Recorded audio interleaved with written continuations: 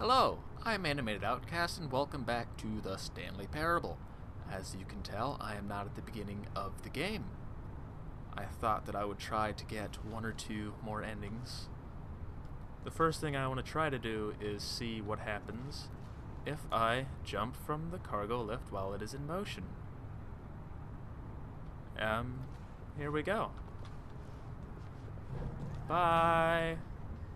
But in his eagerness to prove that he is in control of the story and no one gets to tell him what to do, Stanley leapt from the platform and plunged to his death.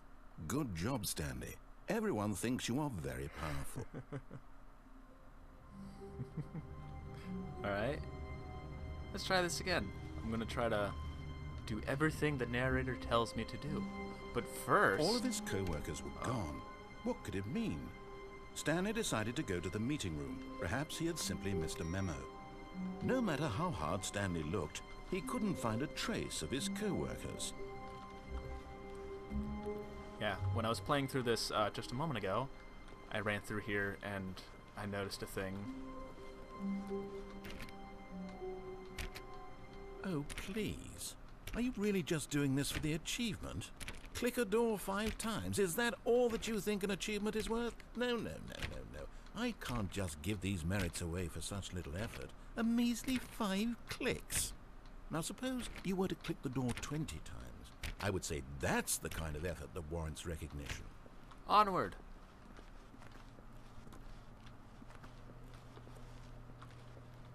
I'm also going to try to turn off all the computers, because I think I missed some last time.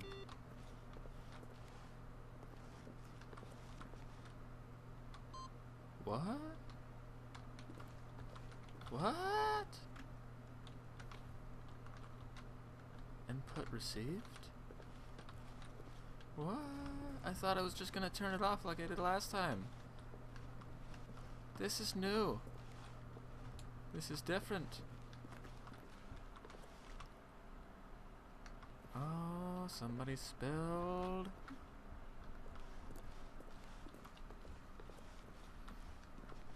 When Stanley came to a set of 2 open doors, he entered the door on his left. Yes, he did.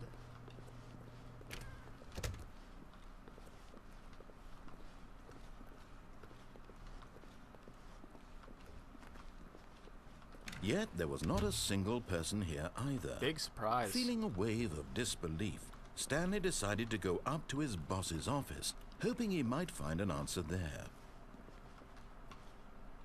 No computers in here to turn off. Some interesting things. Cool stuff. Somebody left the slideshow running.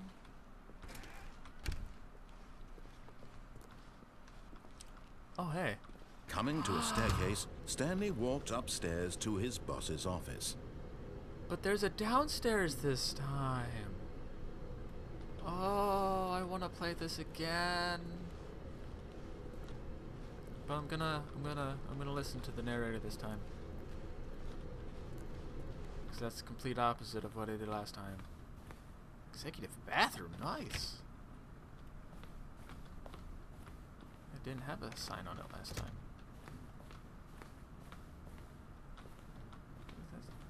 Is that important? Or is it just a shadow? Can I turn this off? No, this computer's already off. Stepping into his manager's office, Stanley was once again stunned to discover not an indication of any human life. Shocked, unraveled, Stanley wondered in disbelief who orchestrated this, what dark secret was being held from him. What he could not have known was that the keypad behind the boss's desk guarded the terrible truth that his boss had been keeping from him. And so the boss had assigned it an extra secret PIN number, 2845. But of course, Stanley couldn't possibly have known this. Wait, did you say 2845? I hope I don't need to remember that. I was not paying attention. But this office looks a lot different than the last one. There's no panda with a gun in his face. Stanley just sat around twiddling his thumbs. Trying to input anything on the device was useless, since he could never possibly know that the combination was 2845. Yet incredibly, by simply pushing random buttons on the keypad, Stanley happened to input the correct code by sheer luck. Amazing. He stepped into the newly opened passageway.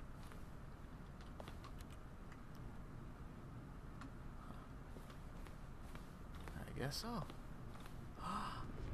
Ooh, this looks very secret.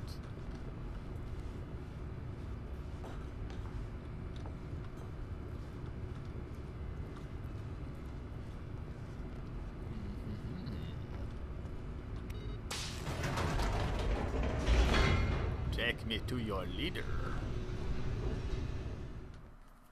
Descending deeper into the building, Stanley realized he felt a bit peculiar.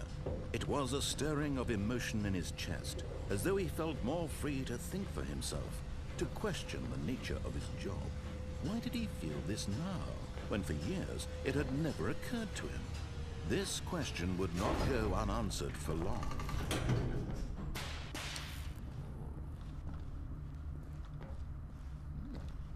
Stanley walked straight ahead through the large door that read Mind Control Facility. Oh. Oh, but I want to obey. I want to be good. I want to listen to the Overlord.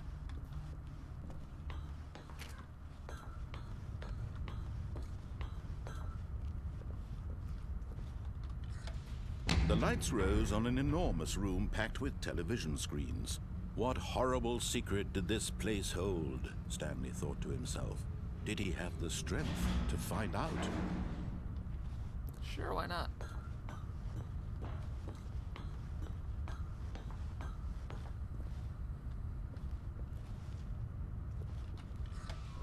Now the monitors jumped to life, their true nature revealed. Each bore the number of an employee in the building, Stanley's co-workers. The lives of so many individuals reduced to images on a screen, and Stanley, one of them, eternally monitored in this place where freedom meant nothing.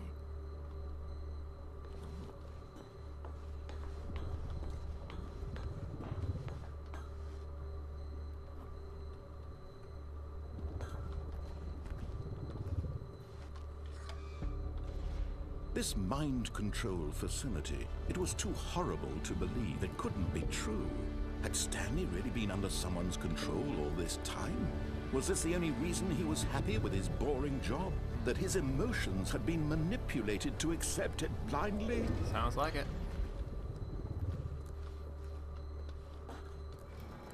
No. He refused to believe it. I believe he it. couldn't accept it. His own life in someone else's control? Never! It was unthinkable, wasn't it?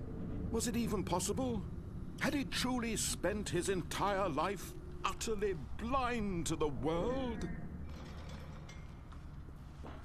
But here was the proof, the heart of the operation. Controls labeled with emotions, happy or sad or content, walking, eating, working, all of it monitored and commanded from this very place. And as the cold reality of his past began to sink in, Stanley decided that this machinery would never again exert its terrible power over another human life. For he would dismantle the controls once and for all.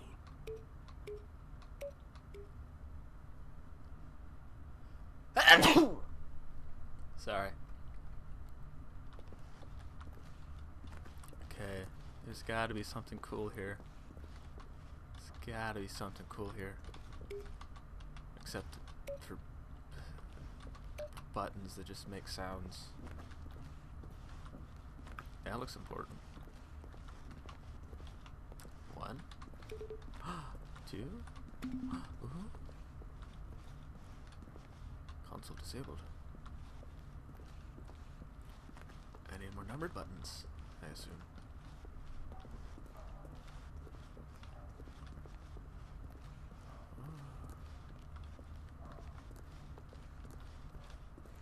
Looks like there's a button up there.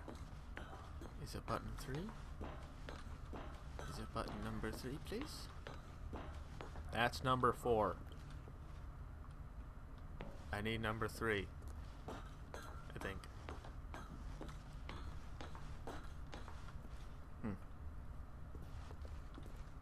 There's 1. There's 2. No, where's 3? Where is button number 3? Oh, wait. That says 5. What are those buttons? Where's button number 3? And when at last he found the source of the room's power, he knew it was his duty, his obligation, to put an end to this horrible place and to everything it stood for. Okay.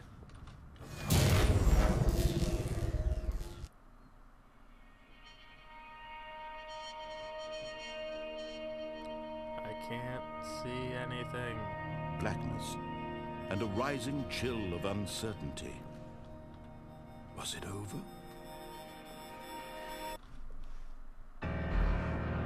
Yes! He had won! He had defeated the machine, unshackled himself from someone else's command. Freedom was mere moments away. And yet, even as the immense door slowly opened, Stanley reflected on how many puzzles still lay unsolved. Where had his co-workers gone? How had he been freed from the machine's grasp? What other mysteries did this strange building hold?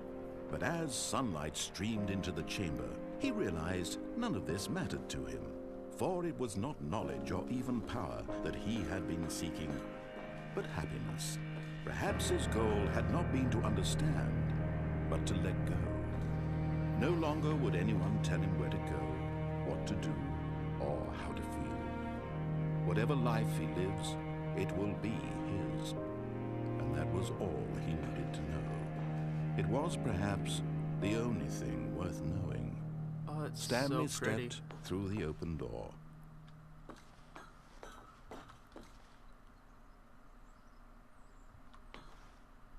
Stanley felt the cool breeze upon his skin. Control. The feeling of liberation, the immense possibility of the new path before him. This was exactly the way, right now, that things were meant to happen. And Stanley was happy. Is that the end? Again? Yeah, here we are at the beginning again. Huh. Wonder if there's another ending I can get. All of his co-workers were gone. What could it mean? Stanley decided to go to the meeting room. Perhaps he had simply missed a memo. Ooh, I know what I want to do now. 'Cause I remember a certain phone call. When Stanley came to a set of 2 open I doors, didn't take last he entered time. the door on his left. I gotta be with my wife. This was not the correct way to the meeting room, and Stanley knew it perfectly well. Perhaps he wanted to stop by the employee lounge first, just to admire it. Wow. Yes, this room. What a beautiful room. What a gorgeous, gorgeous Lovely. room. Bye. But eager to get back to business, Stanley took the first open door on his left.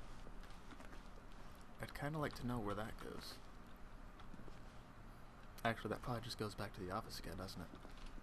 Alright. Let's go. to Stanley bed. was so bad at following directions, it's incredible he wasn't fired years ago. Yeah. Look, Stanley, I think perhaps we've gotten off on the wrong foot here. I'm not your enemy, really, I'm not. No, I not at realize that investing your trust in someone else can be difficult, but the fact is that the story has been about nothing but you all this time. There's someone you've been neglecting, Stanley. Someone you've forgotten about. Please, Darla. stop trying to make every decision by yourself. Now, I'm not asking for me, I'm asking for her. Darla, my sweet. Also, I realized, watching through my first playthrough of this, that truck down there is on. Somebody left that truck running. Very suspicious. This is it, Stanley. Your chance to redeem yourself. To put your work aside. To let her back into your life. Darla, I'm coming. She's been waiting. That's her, Stanley. Huh?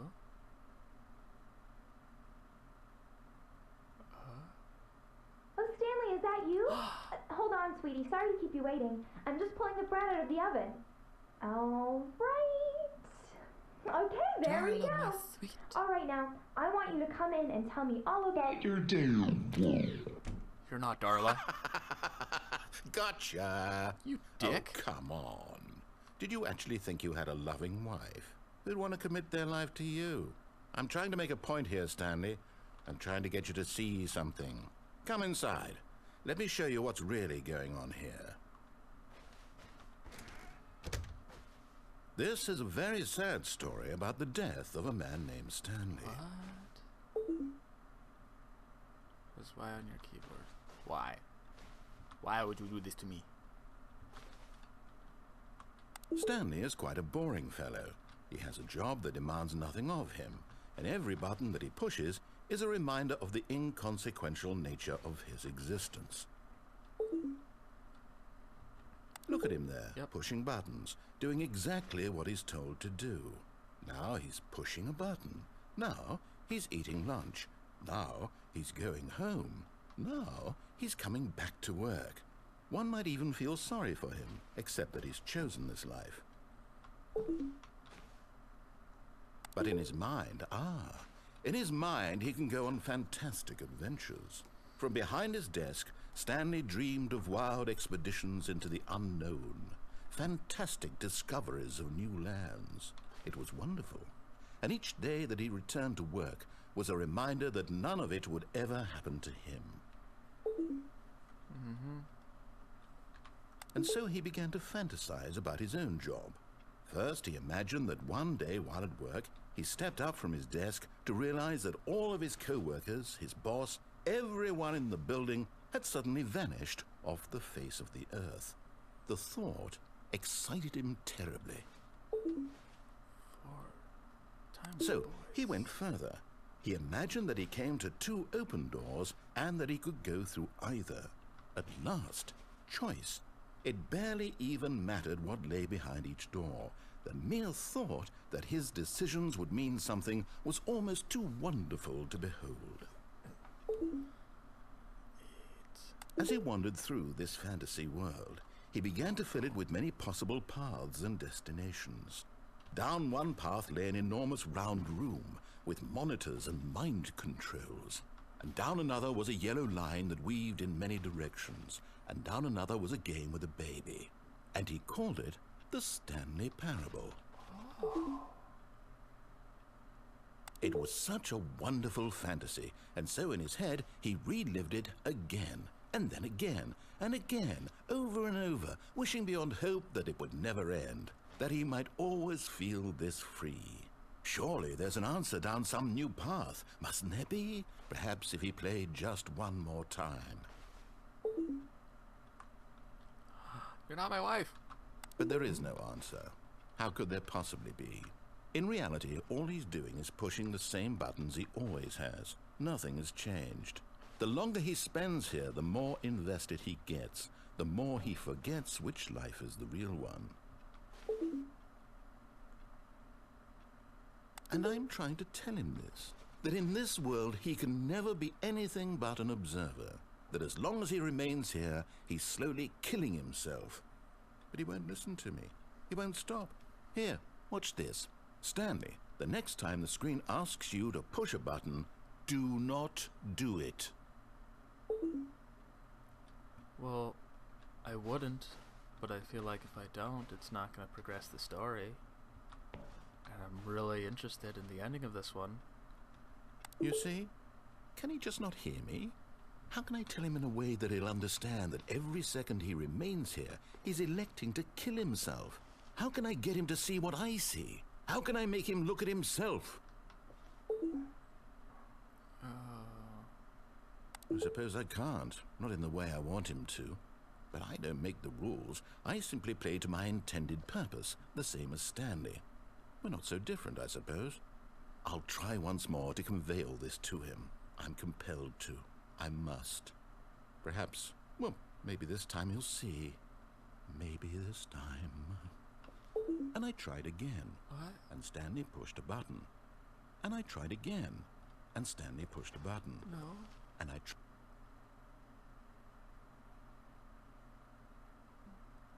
Oh my god, that was depressing.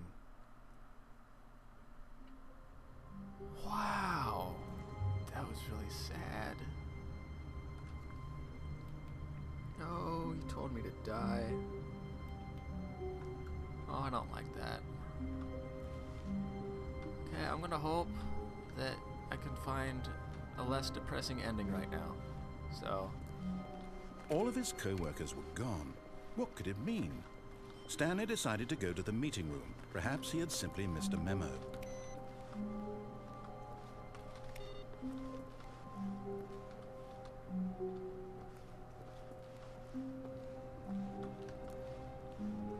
I'm gonna try to, because I remember seeing an escape somewhere. Maybe this is an actual escape.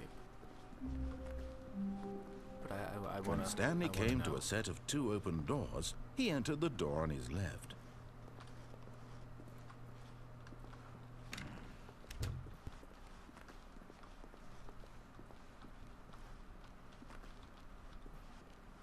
Yet there was not a single person here either. There never Feeling is. a wave of disbelief, Stanley decided to go up to his boss's office, hoping he might find an answer there.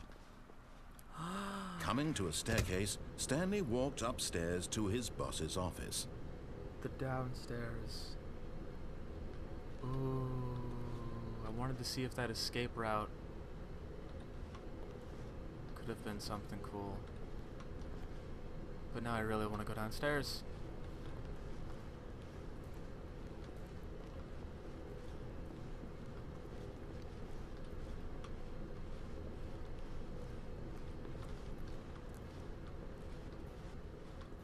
But Stanley just couldn't do it. Nope. He considered the possibility of facing his boss, admitting he had left his post during work hours. He might be fired for that. And in such a competitive economy, why had he taken that risk? All because he believed everyone had vanished? His boss would think he was crazy. And then something occurred to Stanley. Maybe, he thought to himself, maybe I am crazy. All of my co-workers blinking mysteriously out of existence in a single moment for no reason at all? None of it made any logical sense. And as Stanley pondered this, he began to make other strange observations. For example, why couldn't he see his feet when he looked down? Why did doors close automatically behind him wherever he went? And for that matter, these rooms were starting to look pretty familiar. Were they simply repeating? No, Stanley said to himself, this is all too strange. This can't be real. And at last, he came to the conclusion that had been on the tip of his tongue. He just hadn't found the words for it. I'm dreaming, he yelled. This is all a dream. Oh, what a relief Stanley felt to have finally found an answer, an explanation. His co-workers weren't actually gone. He wasn't going to lose his job. He wasn't crazy after all. And he thought to himself, I suppose I'll wake up soon. I'll have to go back to my boring real-life job pushing buttons. I may as well enjoy this while I'm still lucid. So, he imagined himself flying and began to gently float above the ground. Then he imagined himself soaring through space on a magical starfield. No, I don't want to. And it too appeared. It was so much fun, and Stanley marveled that he had still not woken up. How was he remaining so lucid? And then perhaps the strangest question of them all entered Stanley's head. One he was amazed he hadn't asked himself sooner. Why is there a voice in my head dictating everything that I'm doing and thinking? Now the voice was describing itself being considered by Stanley, who found it particularly strange. I'm dreaming about a voice describing me, thinking about how it's describing my thoughts, he thought. And while he thought it all very odd and wondered if this voice spoke to all people in their dreams, the truth was that, of course, this was not a dream. How could it be? Was Stanley simply deceiving himself, believing that if he's asleep, he doesn't have to take responsibility for himself? Stanley is as awake right now as he's ever been in his life. Now, hearing the voice speak these words was quite a shock to Stanley. After all, he knew for certain, beyond a doubt, that this was in fact a dream. Did the voice not see him float and make the magical stars just a moment ago? How else would the voice explain all that? This voice was a part of himself too. Surely, if he could just... He would prove it. He would prove that he was in control, that this was a dream. So he closed his eyes gently, and he invited himself to wake up. He felt the cool weight of the blanket on his skin, the press of the mattress on his back, the fresh air of a world outside this one. Let me wake up, he thought to himself. I'm through with this dream. I wish it to be over. Let me go back to my job. Let me continue pushing the buttons. Please, it's all I want. I want my apartment, and my wife, and my job. All I want is my life exactly the way it's always been. My life is normal. I am normal. Everything will be fine. I am okay.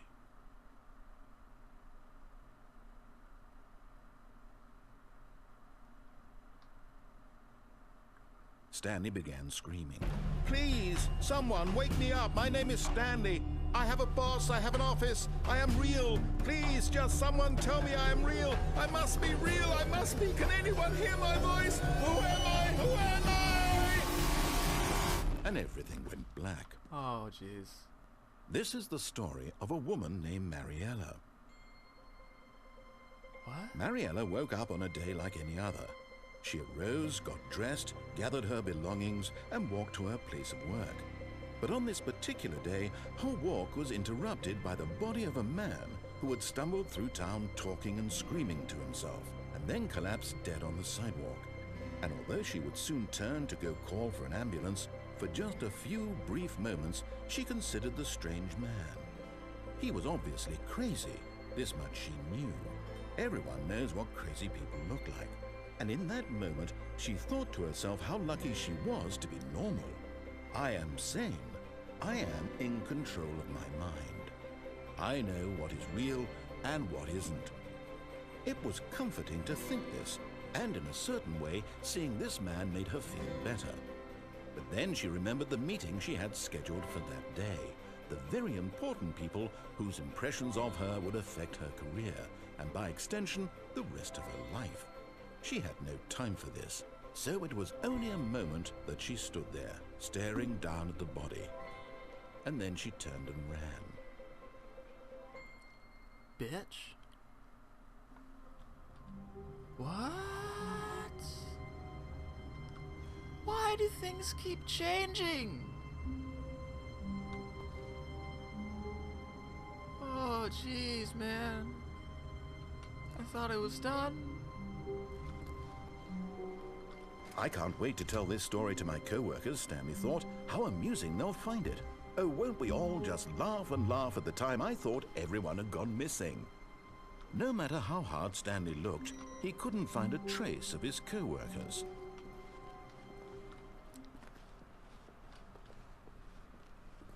What is going on? When Stanley came to a set of 2 open doors, he entered the door on his left. Is it just gonna be the same as every other time now? Stanley decided to go up to his boss's office. Hoping coming to a staircase, Stanley walked upstairs to his boss's office. I gotta get out of here, man. Oh, I gotta get out of here, man. But Stanley just couldn't do it. He considered the possibility of facing his boss, admitting he had left his post during work hours. He might be fired for that. And in such a competitive economy, why had he taken that risk? All because he believed everyone had vanished. His boss would think he was crazy. And then something occurred to Stanley.